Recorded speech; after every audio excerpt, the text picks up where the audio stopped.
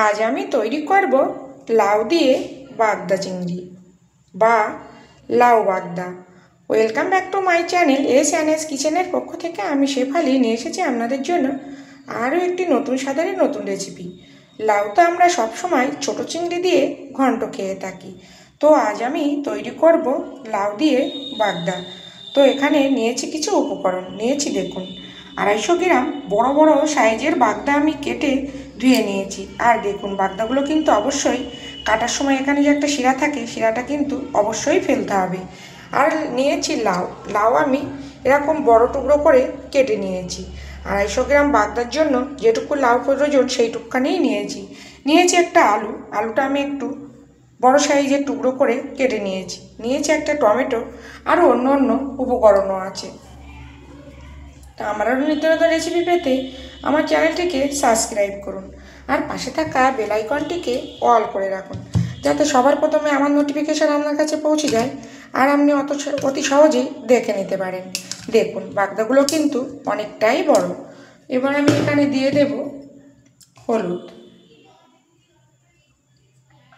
আর দেব পরিমাণ মতো লবণ, দিয়ে মাছটা 10 মিনিট মতো লবণ হলুদ মেখে রাখবো।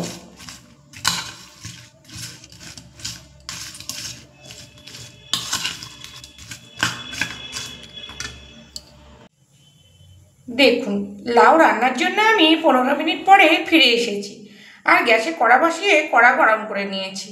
এখানে দিয়ে দেব পরিমাণ মতো রিফাইন তেল, তবে আমি রিফাইন তেল ব্যবহার করছি, আপনারা চাইলে সরিষার তেলও কিন্তু ব্যবহার করতে পারেন। তেল গরম হতে দেব। দেখুন তেল আমি গরম করে নিয়েছি।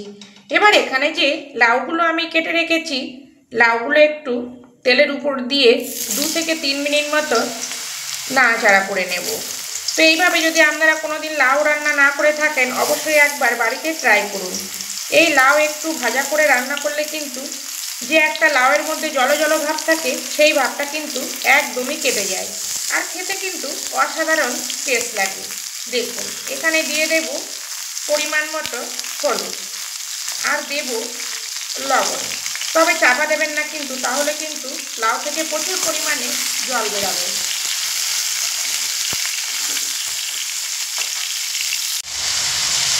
দেখুন 4 মিনিট মতো আমি লাউ হাই ফ্লেমে একটু ভেজে নিয়েছি, মানে খুব বেশি কিন্তু ভাজিনি, হালকা ভেজেছি।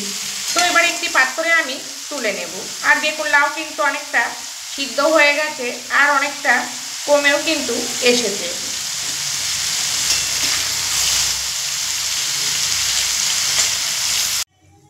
দেখুন লাউ আমি তুলে নিয়েছি, নিয়ে এখানে কিছুটা তেল অ্যাড করেছি।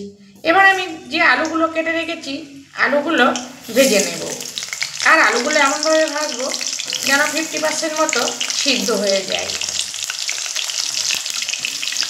দিয়ে দেব পরিমাণ মতো লবণ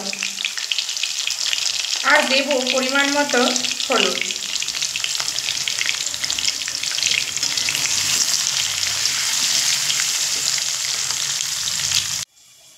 দেখুন আলু তো ভাজা হচ্ছে, এবার আমি এখানে একটা মশলা রেডি করব। দেখুন দিয়েছি 4টে শুকনো লঙ্কা, আগে থেকে আমি জলে ভিজিয়ে রেখেছিলাম। তো আমি এখানে শুকনো লঙ্কা গোটা ব্যবহার করছি, আপনারা চাইলে কিন্তু লঙ্কার গুঁড়োও ব্যবহার করতে পারেন।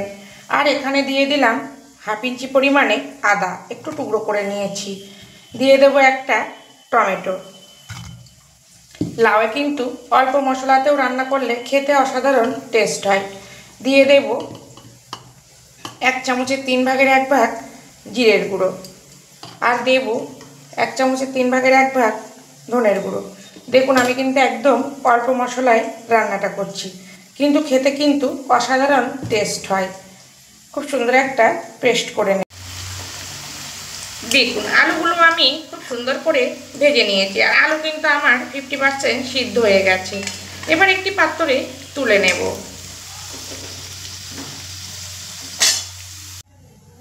দেখুন আলু আমি তুলে নিয়েছি আর ওই একই তেলের মধ্যে ফোড়নে দেব গোটা জিরে আর দেব 2টো শুকনো লঙ্কা। আবারও বলছি আমি কিন্তু একদম হালকা মশলায় এই লাউ বাগদা করছি। লাউয়ের মধ্যে কিন্তু খুব বেশি মশলা দিলে খেতে একটু ভালো লাগবে না। এরকম হালকা মশলায় লাউ চিংড়ি করে দেখবেন, খেতে কিন্তু অসাধারণ টেস্ট হয়।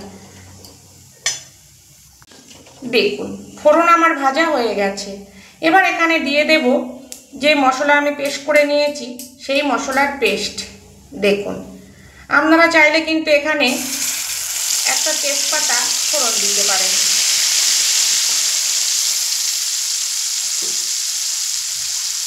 দেখুন আর মশলার বাটি দিয়ে দেব অল্প একটু জল,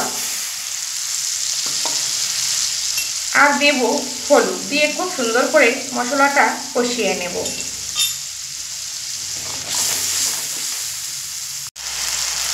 দেখুন মশলা কিন্তু আমার কষানো হয়ে এসেছে, আর দেখুন কত সুন্দর কালার এসেছে আর সুন্দর একটা গন্ধ উঠাচ্ছে।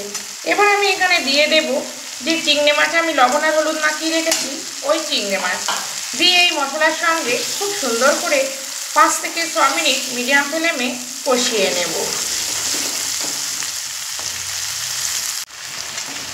দেখুন মশলার সঙ্গে কিন্তু আমি মাছ কষিয়ে নিয়েছি, আর মাছ কিন্তু পুরো সিদ্ধ হয়ে গেছে।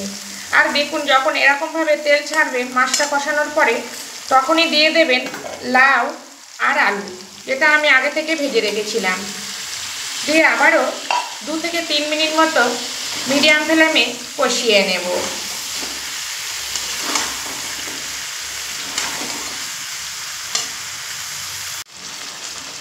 দেখুন লাউ আর আলু মশলার মধ্যে দিয়ে খুব সুন্দর করে কষিয়ে নিয়েছি। এখানে কিন্তু আমি এই মুহূর্তে লবণ ব্যবহার করব না, কেননা সব সবজি আমি একে একে লবণ দিয়ে ভেজে নিয়েছিলাম, তার জন্য কিন্তু লবণটা চেক করে তবেই লবণটা ব্যবহার করব। এবার এখানে দিয়ে দেব গরম জল। যে কোনো রান্নায় যদি গরম জল দেওয়া যায় তাহলে কিন্তু রান্নার টেস্ট অনেকটাই সুন্দর হয়। আর যেহেতু এই লাউ আর চিংড়ি আমি একটু মাখো মাখো করবো, এখানে কিন্তু খুব বেশি জল দেব না।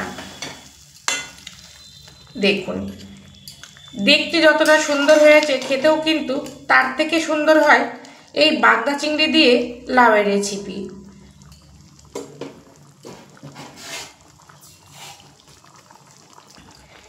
এবার চাপা দিয়ে রান্নাটা হতে দেব। দেখুন 3 থেকে 4 মিনিট পরে আপনাদেরকে একটু দেখাই। দেখতে দেখুন কত সুন্দর হয়েছে। এবার আমি এখানে দিয়ে দেব অল্প একটু লবণ, কেননা লবণটা আমি চেক করেছি, দেখলাম একটু কম আছে। আর যে কোনো রান্নায় যদি লবণ ঠিকঠাক না হয় তাহলে কিন্তু খেতে একটুও ভালো লাগে না।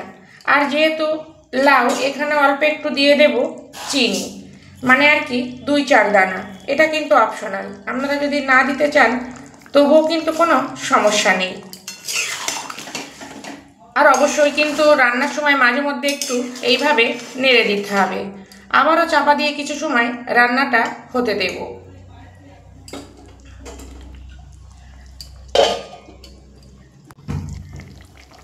দেখুন লাউ বাগদা কিন্তু আমার রান্না হয়ে গেছে। দেখুন লাউ আলু সবই কিন্তু খুব সুন্দরভাবে সিদ্ধ হয়ে গেছে, আর ঝোলটাও কিন্তু এরকম একটু মাখো মাখো রেখেছি। লাউও কিন্তু খুব বেশি ঝোল রাখলে আবার খেতে ভালো লাগে না, আবার একেবারে শুকনো শুকনো করলে কিন্তু খুব একটা ভালো লাগবে না। মানে আর কি আপনারা যদি এটা ছোটো চিংড়ি দিয়ে করেন সেক্ষেত্রে কিন্তু ঝোলটা একদম শুকিয়ে নিতে পারেন। তো দেখুন সবশেষে দিয়ে দিলাম একটু ধনেপাতা কুচি, আর দেখতে দেখুন কত সুন্দর হয়েছে, আর খেতেও কিন্তু হয় অসাধারণ। তো আপনারা বাড়িতে অবশ্যই একবার বাগদা চিংড়ি দিয়ে লাউ রান্না করুন, আশা করছি খেতে খুবই ভালো লাগবে। আর যদি ভালো লাগে প্লিজ আমার চ্যানেলটিকে সাবস্ক্রাইব করে পাশে থাকুন। আর খুব ভালো লাগলে প্লিজ একটা লাইক আর সঙ্গে একটা শেয়ারও করে দিন। দেখুন এই লাউ চিংড়ি কিন্তু আমি গরম ভাতের সঙ্গে পরিবেশন করব। আপনারা চাইলে কিন্তু রুটির সঙ্গেও খেতে পারেন, সেক্ষেত্রে কিন্তু খেতে মন্দ লাগবে না। তো আমি এবার গ্যাসটা বন্ধ করে দিলাম। তো যেহেতু আমি ধনেপাতা দিয়েছি 5 মিনিট চাপা দিয়ে রাখবো, তারপরে পরিবেশন করব। আমি আবার ফিরে আসবো নতুন কোনো রেসিপি নিয়ে। সবাই ভালো থাকবেন, সবাই সুস্থ থাকবেন।